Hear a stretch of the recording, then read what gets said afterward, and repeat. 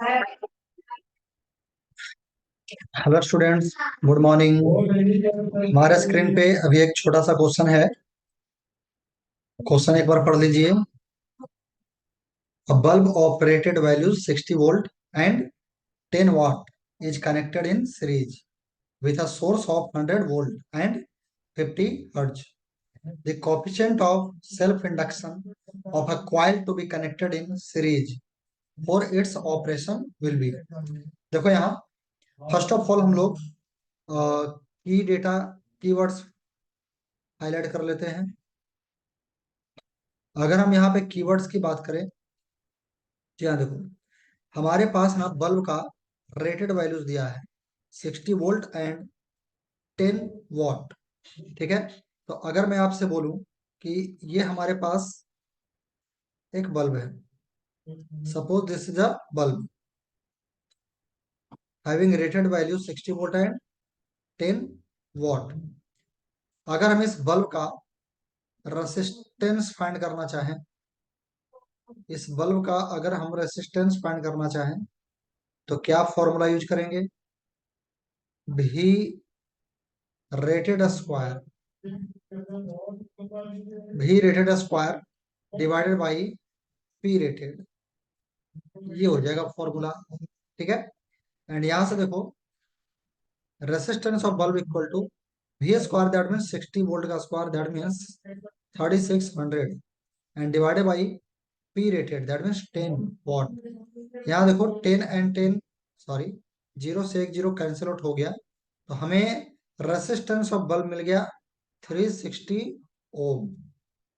Okay, and according to question now, this bulb is connected in series with a source of 100 volt and 50 hertz battery.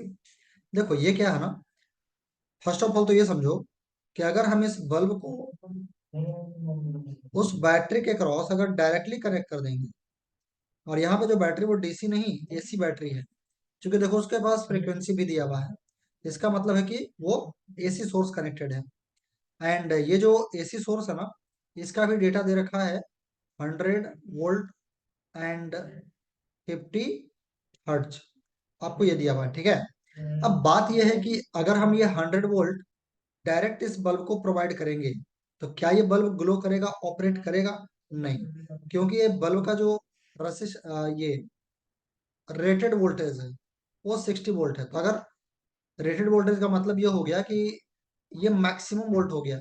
अगर इससे ज्यादा bulb को मिलेगा तो bulb damage हो सकता है, डिस्ट्रॉय हो सकता है, वो फ्यूज हो सकता है।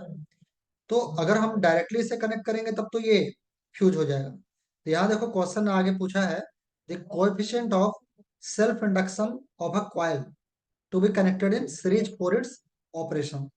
तो देखो अभी हमने क्या बात किया कि अगर डायरेक्टली कनेक्ट करेंगे तब तो ये फ्यूज हो जाएगा। इसका मतलब ये हुआ कि हम तो इसे मैक्सिमम कितना दे सकते हैं, 60 वोल्ट, इससे ज्यादा तो इसे प्रोवाइड ही नहीं कर सकते। तो बाकी अगर हम 60 वोल्ट इसे प्रोवाइड करेंगे तो बाकी फिर किसी और को तो देना होगा। तो कोई तो यहाँ पे सीरीज में होना चाहिए, क्योंकि सीरीज में जब तक एलिमेंट और कोई नहीं होगा तो ये 100 वोल्ट डिवाइड होगा कैसे? सीरीज में वोल्टेज क्या होता है, डिवाइड होता है। तो ये सीरीज में एक इंडक्टर हमने लगा दिया, और इसी इंडक्टर के बारे में क्वेश्चन में आपको बोल रहा है। ठीक है ना, तो ये हो गया R and this is L. तो ये एक्चुअल में क्या बन गया, R L series AC circuit. This is R L series AC circuit. अच्छा, एक बात और भी है यहाँ पे कि हमने आर तो फाइंड कर लिया बल्ब का। अगर हम ये पता करना चाहें कि इस बल्ब से होकर के ये करंट कितना जा सकता है, इस बल्ब से होकर के करंट कितना पास हो सकता है, तो अगर हम करंट फाइंड करना चाहें तो कैसे करेंगे? ठीक है ना, तो power equal to V I, power equal to V I, तो I equal to P by V. ये कौन सा पी होगा, रेटेड। ये कौन सा भी होगा, रेटेड। तो अगर पी बाई भी करेंगे, दैट मीन्स पी बाई भी करेंगे तो 1/6 आएगा, 1/6 एम्पियर आएगा। ठीक है ना, मतलब बल्ब से पास होने वाला करंट इतना होगा। तो हमें इतना आइडिया मिल गया कि इस वायर से होकर के जो करंट होगा ना वो 1/6 एम्पियर होगा। ठीक है। एंड अब देखो यहां से आगे का प्रोसेस क्या करेंगे।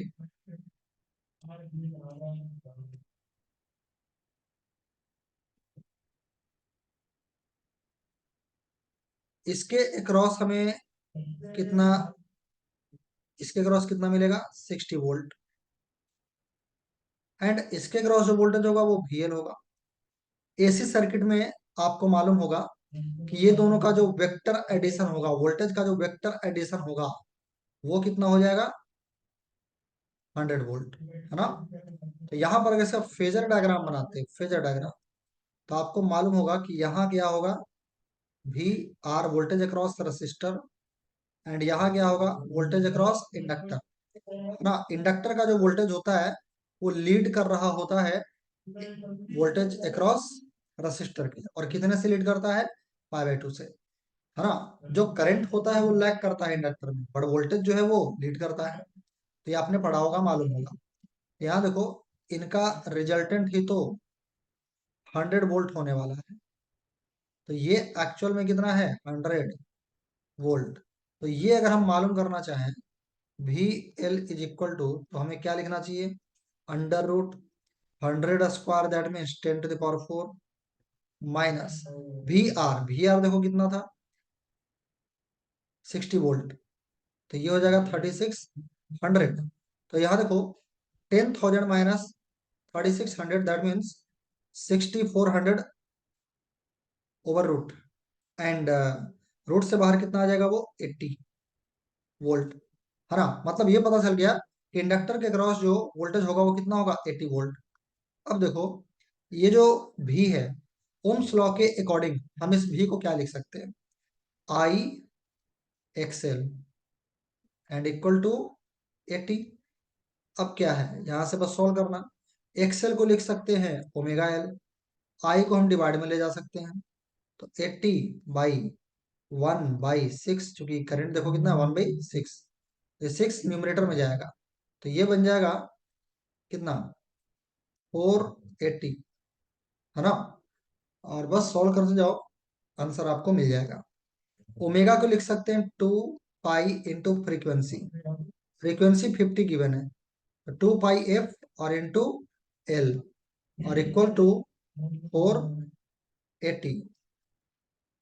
तो यहाँ पे एल इक्वल टू, ये देखो 50 इंटू 200 हो गया, तो ये मिल जाएगा 4.8, और जो पाई है ना इंटू में वो चला जाएगा डिवाइड में। पाई का मतलब क्या है 3.14।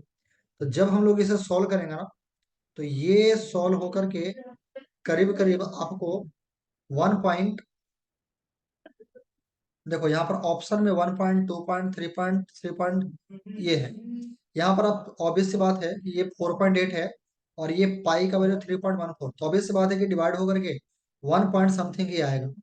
तो जब आप इसे सॉल्व करोगे ना तो वो अप्रोक्स 1.53 के अबाउट चला आएगा, 1.53 हेनरी। ओके, तो उम्मीद करते हैं आपको ये समझ आया होगा, आपको हेल्प मिला होगा। ओके, तो यहाँ पे final correct option is option A. Okay, thank you.